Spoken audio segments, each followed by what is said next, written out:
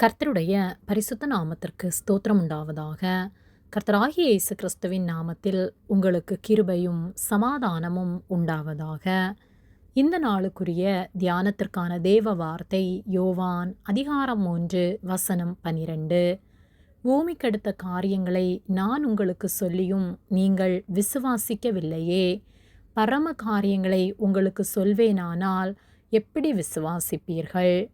பிரியமானவர்களே, கர்த்தருடைய பிள்ளைகளாகிய நாம் கர்த்தருடைய வார்த்தைகளுக்கு முக்கியத்துவம் கொடுத்து அவருடைய வார்த்தைகளுக்கு கீழ்ப்படிந்து வாழ வேண்டும். யோவான் 3:12 பூமிக்கடுத்த காரியங்களை நான் உங்களுக்கு சொல்லியும் நீங்கள் விசுவாசிக்கவில்லையே. பரம காரியங்களை உங்களுக்கு சொல்வேனானால் எப்படி விசுவாசிப்பீர்கள் என்று கர்த்தராகிய இயேசு கிறிஸ்து சொல்லுகிறார். அவர் நமக்கு போதித்திருக்கிற ஒவ்வொரு வார்த்தைகளையும் நாம் கருத்தாய் ஆராய்ந்து தியானித்து அவர் வார்த்தைகளை விசுவாசித்து நாம் அந்த வார்த்தைகளுக்கு கீழ்ப்படியும் போது கர்த்தர் நம்மை ஆசீர்வதித்து பரலோகத்தின் இரகசியங்களையும் நமக்கு வெளிப்படுத்தி நாம் பரலோக பாக்கியத்தை பெற்று என்றென்றும் அவரோடு நாம் வாழும்படியான கிருபைகளை நமக்கு தந்து நம்மை ஆசீர்வதிப்பார். ஆகவே எப்பொழுதும் கர்த்தருடைய வார்த்தைகளுக்கு முக்கியத்துவம் கொடுத்து வாழ்வோம். உலகத்தின் காரியங்களுக்கு முக்கியத்துவம் கொடுத்து உலக மனிதர்கள் சொல்வதை நம்பி பின் நாம் ஏமாந்து போகாமல் கர்த்தருடைய வார்த்தைகளுக்கு கீழ்ப்படிந்து அவர் வார்த்தைகளை கைக்கொண்டு வாழும்போது நம்முடைய வாழ்வு ஆசீர்வாதமுள்ளதாய் காணப்படும்.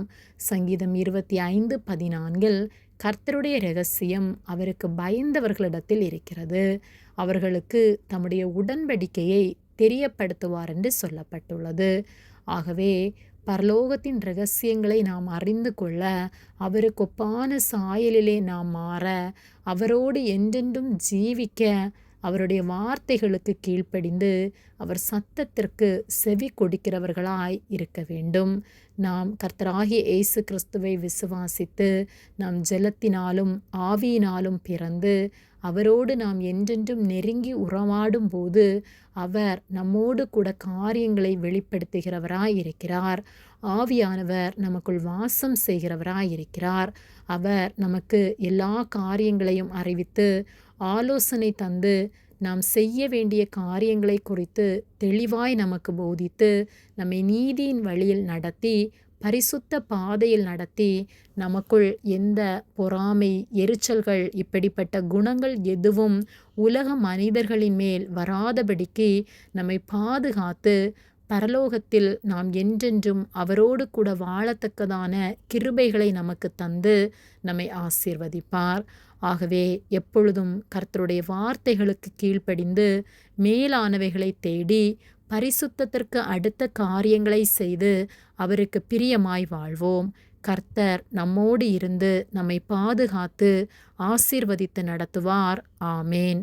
ஜெபம்.